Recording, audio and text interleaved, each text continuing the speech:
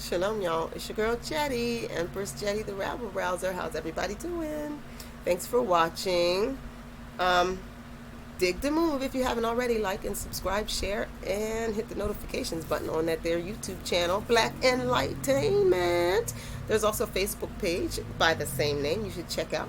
And we're going to just call that the Media House for now. And you can still follow me on my personal page on Facebook, Jetty Tape Half Sippa, but that's like more random. And Black Enlightenment has a particular focus of sharing black media content. Okay, so dig it. Yeah, speak truth, please, through me, and keep it brief. I just did this, guys. I was 17 minutes in, and I hadn't even really gotten to the point. And I'm like, this not gonna work. So dig it. Here's what I'm contemplating. I got revelation on this. I wish I could have gone live. Because I would love you guys' feedback, but it's a good thing I didn't, because I just rambled for 17 minutes. I totally wasted 17 minutes of your time. So here we go. Rebellion is as witchcraft, right? What does that mean? First of all, what's witchcraft? Okay, it's assumed that we all know what witchcraft is, but we don't anymore. So let's talk about what's witchcraft, and then let's talk about what rebellion and why they're similar. Witchcraft is any time you use deceptive means to manipulate outcomes to your personal desires. Okay? Witchcraft is any time you use any type of manipulation, guys. Whether it's trickery, whether it's flattery, whether it's bribery, whether it's extortion, whether it's anything that you are using to manipulate someone else's will, where you basically are using your will through another person. It's usurping their free will. So, and when you do that to bring about your own will, that is witchcraft. Why do I make the distinction that it must be something that you're doing to bring about your own will? Because when you trick people into being righteous, it's actually good, right? Lots of fables and folk tales are really based in the wisdom of how you can trick someone into a higher thinking, right? So, in that sense, the ends justify the means. That's not trying to trick someone into doing your will.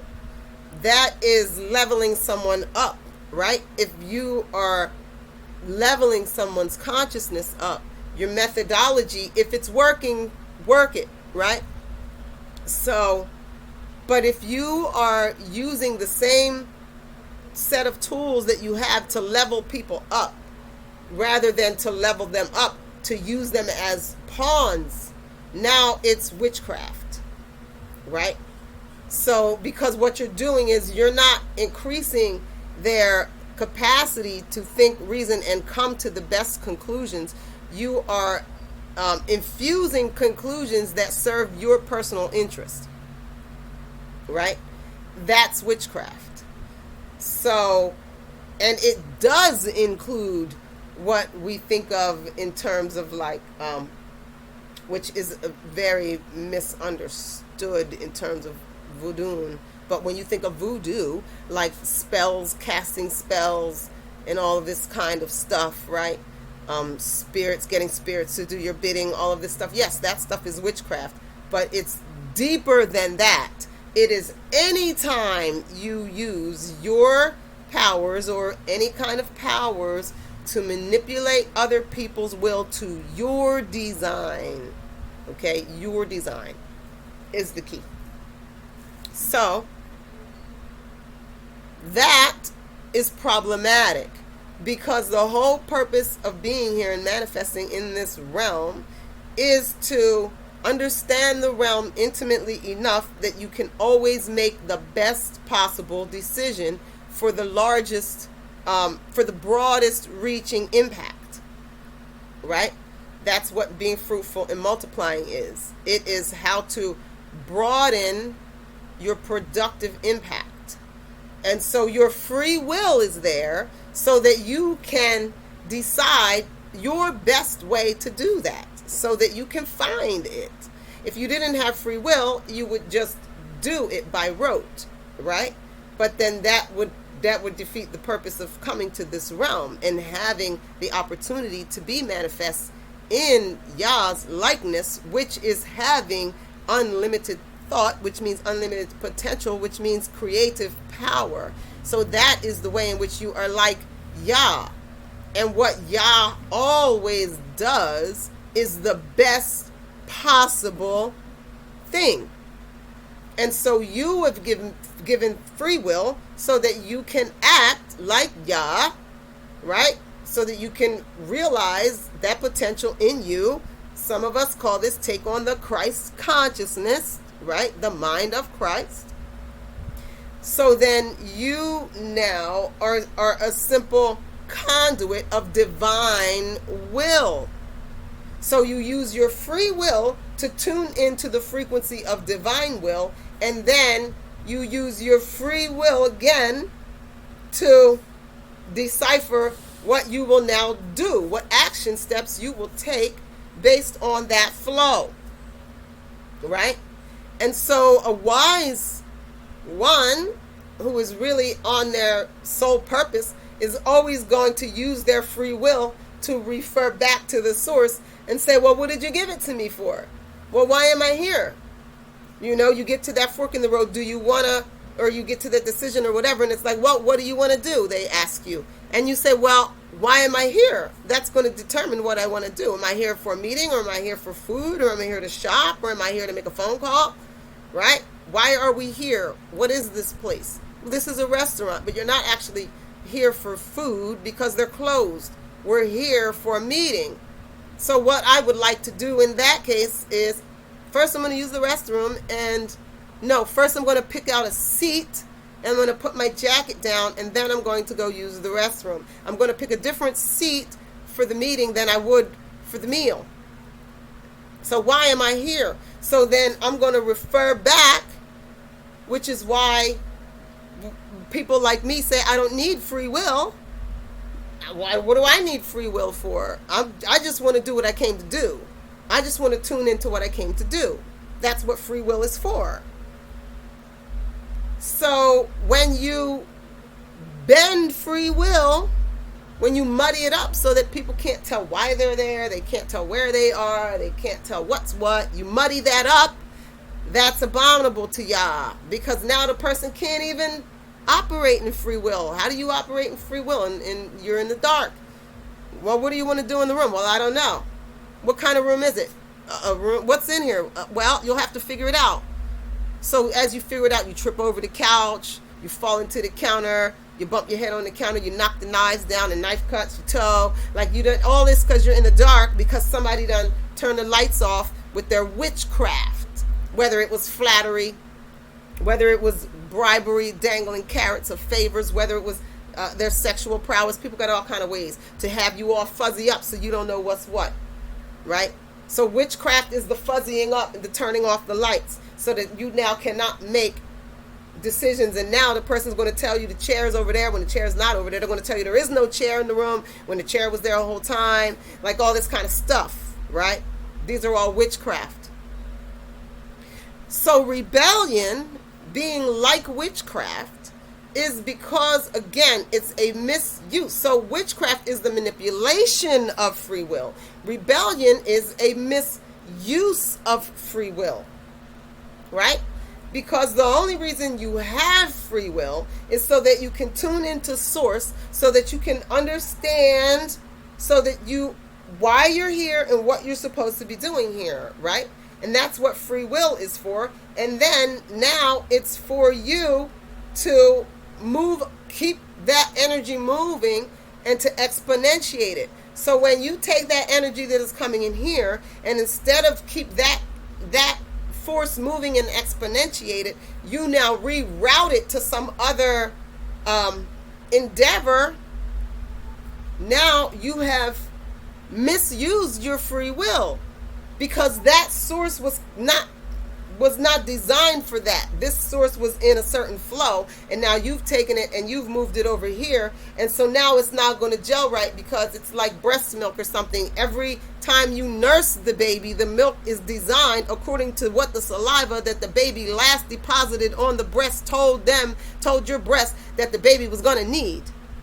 So that it is that specific, the flow that's flowing through you, moment by moment. And so when you tune out what and why the flow is coming and decide you're just going to take the flow and use it for your own means, now you're not getting, this baby over here is not getting proper nutrition because that baby source was over there. And now this baby who was getting ready to get the sniffles isn't going to get the breast milk that is felt that coming and built certain antibodies, right? Now you got the antibodies going to the baby that didn't need them, but that baby didn't need them antibodies. That baby over there needed something for their stomach, right? And so now you trying to justify it by saying, well, I was feeding babies, I have a heart for babies.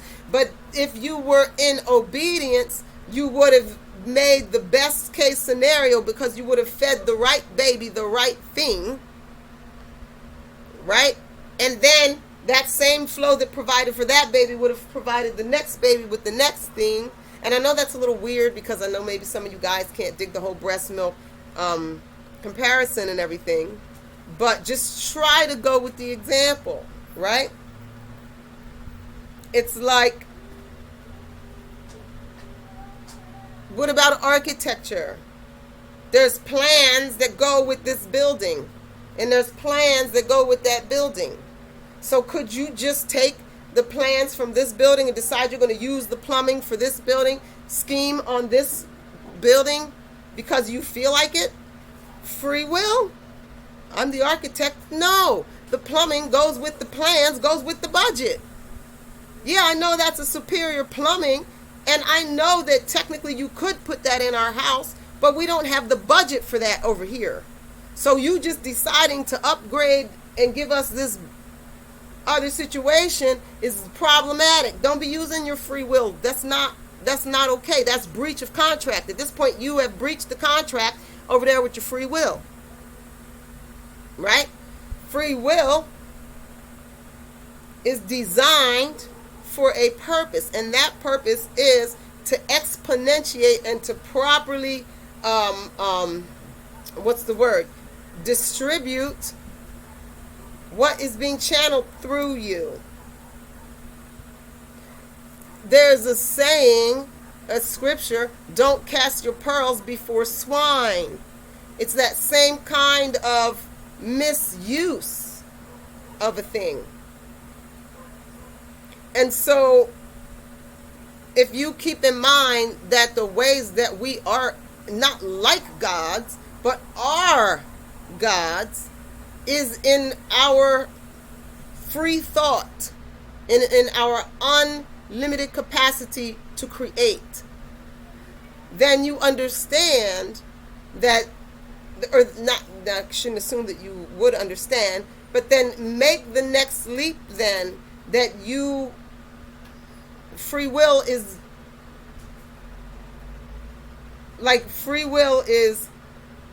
part of your design so that you can most effectively execute what you came to do.